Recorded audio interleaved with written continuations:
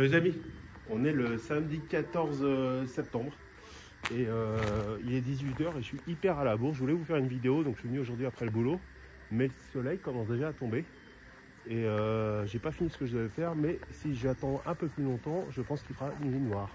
Regardez-moi cette belle lune et ces belles couleurs. Enfin, je sais pas si on voit les couleurs à l'écran.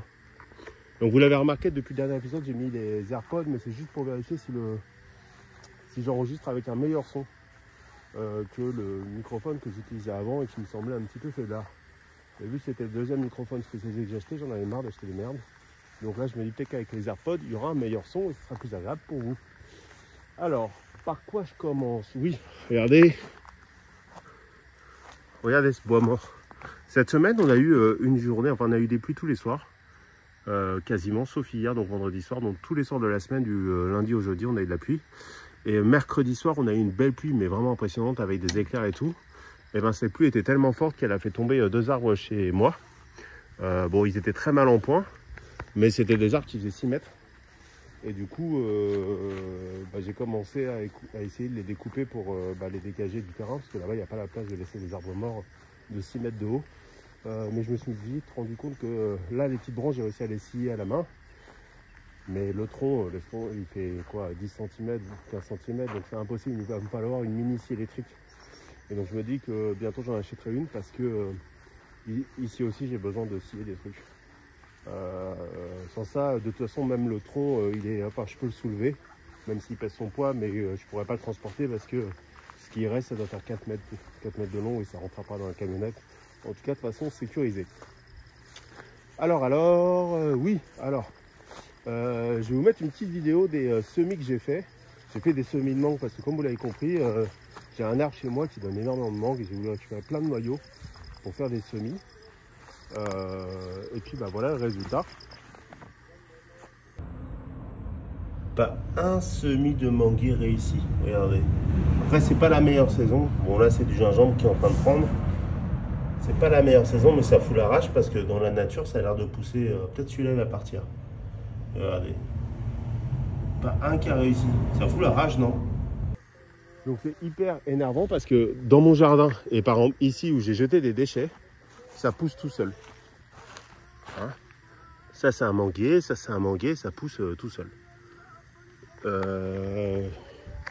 Là-bas le semis, je lui ai mis un petit terreau, je l'arrosais régulièrement, mais ça a pourri. Pourquoi? J'en ai aucune idée. Donc des fois, voilà, vous essayez de faire vos semis et vos boutures, ça pète. Ça fait rien du tout. Et puis là, la nature, ça fonctionne. Alors bon, je vais modérer par le fait que j'ai dû jeter une quantité, je pense, de noyaux dedans, peut-être 15 ou 20 différents déchets de mangue. Et donc j'en ai 2 qui sont sortis. Donc c'est pas non plus un taux de réussite à 100%. Mais pour autant, ça a l'air de mieux marcher que quand moi je le fais. Sinon, qu'est-ce que j'ai fait? J'ai tondu. Regardez, ça a de la gueule. Hein. Ça a de la gueule, non? Alors j'ai tondu le maximum. Je voulais faire un peu plus, mais voilà, la nuit tombant, j'ai dû arrêter. Et là, j'ai commencé à mettre de l'engrais. Vous savez, le fameux engrais que je fais et qui sort toutes les 2 semaines pour booster un petit peu la croissance des plants. Donc, j'ai déjà constaté que ça marchait sur les agrumes sans problème. Les agrumes, ça leur donnait un petit coup de fouet. Et puis, on va voir pour le reste. Sinon, des nouvelles de mon petit tamarin. Le petit tamarin qui était tout sec. Il m'a l'air mort là, ça y est. Regardez, hop, ça. Alors il y a un petit peu de verre ici, mais alors pourquoi? J'en ai aucune idée parce que par exemple, alors celui-là je l'ai décapité il y a très longtemps et ça l'avait stimulé. Je lui ai mis de l'engrais, j'ai la même quantité d'eau. Enfin, je l'arrose également de la même façon que celui-là. Regardez. Et celui-là, il est en forme, il n'y a rien à dire, quoi. Et c'est exactement le même arbre. Enfin, c'est 2 arbres que j'ai achetés en même temps, que j'ai plantés en même temps. Donc j'en ai aucune idée de la raison. Donc c'est quand même bizarre, mais ce que je me dis, c'est quand je me balade dans Mérida. Alors Mérida, si vous avez l'occasion de venir, c'est une ville assez arborée. Alors bétonnée, oui, c'est sûr, parce que c'est une ville avec une certaine densité. Je crois qu'on a 1 million de personnes. Donc du coup, je participe à cette bétonisation. Mais alors là, j'ai un œil qui est attiré parce qu'il y a des lucioles. Il y a très très longtemps, je crois que c'est l'année dernière, en novembre et décembre. Je pense que vous n'allez pas les voir si je vous les mets. Mais j'avais... Ah voilà, je sais pas si ça se voit à l'écran. J'avais essayé de filmer des lucioles, ça n'a pas du tout marché. Là, il y a une luciole. J'essaie de m'approcher là. Vous la voyez? Ici là. Et là, le truc qui bouge là. Ça fait des petits éclairs lumineux depuis tout à l'heure. Voilà, hop. J'ai réussi à la capturer. C'est pas génial ça? J'ai des lucioles sur le terrain. C'est incroyable, non? Donc je disais, oui, quand on se balade dans Mérida, donc il y a des arbres un peu partout, même si c'est pas mal bétonné comme toute ville qui se respecte. Et j'ai été étonné, je regardais avec ma femme cette semaine, et des fois dans une rangée, il y a un arbre qui fait quoi, une quinzaine de mètres de haut, qui est mort. Et c'est hyper étonnant en fait. C'est hyper frustrant parce que pourquoi celui-là est mort et pas les voisins qui sont identiques?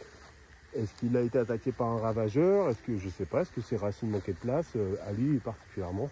Alors c'est assez perturbant parce que je vois des lucioles un peu partout maintenant. J'ai l'impression de me faire prendre en photo. J'en ai aucune idée. Mais voilà, alors vous l'avez compris, moi je débute avec ce projet. Donc bon, alors après j'aurais pu essayer de débuter avec un truc un peu plus gros. Mais bon, vous savez ce que c'est, hein, quand on peut, quand on a l'occasion de le faire, on le fait quoi. Je n'allais pas me restreindre et puis là je le fais. Après c'est pas une énorme surface non plus, mais ça commence à être une belle surface. Et donc voilà, des fois il y a des échecs, on ne sait pas les expliquer. Probablement avec l'expérience, je comprendrai ce qui s'est passé, notamment sur ce tamarin. Mais là je ne sais pas pourquoi il meurt. Et il meurt en plein milieu de la saison des pluies, donc normalement c'est une saison qui est favorable pour lui, parce qu'il reçoit de l'eau comme il l'aime. Voilà. Pourquoi? Dieu seul le sait. Bon. Sinon, dans les bonnes nouvelles, donc j'avais filmé un nénuphar et j'avais dit tiens c'est marrant, il est en train de faire des boutures. Ah bah là on voit plus rien. Alors je l'ai filmé, je vais vous mettre la vidéo maintenant. Je confirme, regardez, ce nénuphar là, il est dans un panier. Et il se propage tout seul. Il est bien en dehors du panier, il n'y a pas de problème. Regardez là, hop, vous voyez ça? Bon, la fleur tout à l'heure elle était ouverte. Mais le nénuphar il part d'une feuille qui s'est échappée là. Et il refait une espèce de bouture. Ça, je ne savais pas que c'était possible pour moi, ça se propageait que par le rhizome. Et voilà, une preuve que ça fonctionne. Et du coup, ça colonise le bassin tranquillement à son rythme. C'est super, non? Voilà, vous avez vu, il y a une petite fleur. Alors, c'est un bouton floral quand je suis venu tout à l'heure. Ces nénuphars-là, il y en a deux types, ceux qui fleurissent le jour et la nuit. D'ailleurs, j'ai les deux. J'ai celui-là qui est le jour et celui-là qui est la nuit. Quand la fin de la journée arrive, le bouton floral se referme. Et donc, quand je suis arrivé, il était bien en fleurs et c'était exactement le même que celui-là. Et donc, moi, j'ai toujours appris que les nénuphars, ça se propageait par rhizome. Ça se propageait pas, une feuille ne pouvait pas donner un nénuphar, en fait. Et si. Alors après, ça fait 3 mois que j'ai ce bassin, je pense. Je n'ai même pas compté. Je n'ai pas fêté son anniversaire. Et donc, c'est la première fois que je constate ça. Pourtant, un nénuphar, ça perd, pour ceux qui en ont, ils savent que ça perd énormément de feuilles. Donc, est-ce que cette feuille était spéciale? Est-ce qu'il y avait des conditions particulières qui a fait que ça donne un plan? Est-ce que ce plan va survivre ou pas, hein? Est-ce que j'en sais rien, ça va s'épuiser? Est-ce que j'en sais rien, ça va se développer? On va voir ça bientôt. Mais toujours est-il que c'est super sympa si ça se développe comme ça. Alors après, ça peut devenir vite envahissant. Mais pour l'instant, moi, c'est ce que je recherche. Je recherche que maintenant, toutes les plantes que j'ai achetées, elles se développent et que ce soit on va dire de la ressource gratuite. Voilà. Donc là, je me suis dépêché de dire tout ce que je voulais dire avant qu'il fasse entièrement nuit. Qu'est-ce que j'avais de plus à dire? Ah, c'est super génial. Il y a des lucioles, mais partout. C'est dommage qu'on ne puisse pas bien les capturer. Après, c'est pas non plus des colonies. Je sais que nous, on avait été en Malaisie et il y avait la deuxième plus grosse colonie du monde. Et là, effectivement, ça fait sapin de Noël. Là, c'est pas non plus ça. Mais c'est super marrant. J'ai jamais vu ça ailleurs qu'ici. Et en Malaisie. Oui. Alors, ma petite débroussailleuse avait une fuite. Donc d'ailleurs, je sais pas si à chaque fois que je le filme, je sais pas si vous faites attention, mais j'ai toujours un carton dessous. Pour une raison principale, c'est que je me suis rendu compte que ce type de réservoir en plastique, sans protection, à force de l'allumer sur du dur, ça frotte dessous, ça l'use et ça fait des fuites. Donc je mets un carton pour que ce soit plus, on va dire, plus souple. Mais jeudi, quand je suis venu, je me suis rendu compte qu'en mettant le carton, qu'il y avait une fuite de gazole. Alors, ça commençait à être mouillé et c'est une belle fuite. Et donc je vais vous la montrer. Je vais vous montrer ce qui s'est passé. là. Donc là, en fait, on pouvait écarter le, je sais même pas comment on appelle ça, cette encoche. Et donc le gazole s'échappait par là.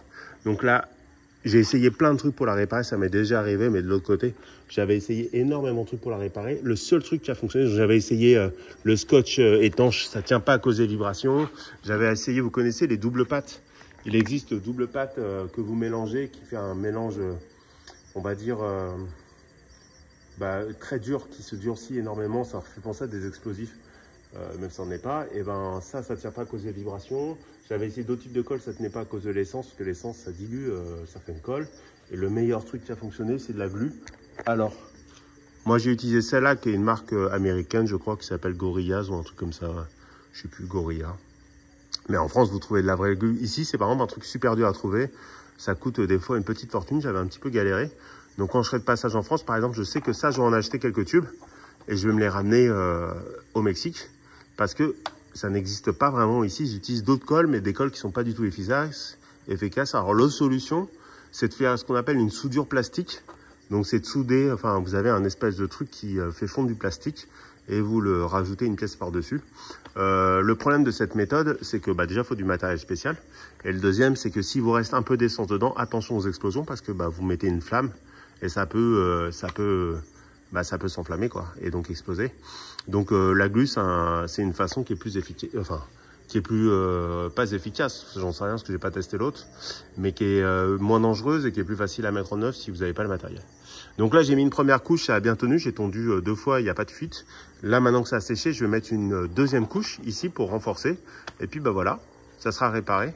Ça fait 2 fois que je fais ce type de réparation sur ce type de débroussailleuse qui est une imitation, on va dire, de Steel, le leader de marché. Hein. C'est pour ça qu'ils reprennent ces couleurs-là d'ailleurs, mais qui coûte beaucoup moins cher, qui est très puissante, qui au final fait le boulot, il n'y a aucun problème là-dessus. Mais on voit vite qu'au niveau du réservoir, ça aurait mérité une petite protection ici. Hein. Je sais que ceux qui sont super bricoleurs, ils se font en ferraille, comme un support. Et du coup, ça évite que votre réservoir, ils sont en contact avec le sol quand vous allumez la machine ou quand vous transportez à l'arrière de votre voiture et que ça frotte et qu'à la fin, ça fasse des trous. Même si c'est pas méchant à réparer, je me dis qu'un jour, je devrais remplacer ce réservoir.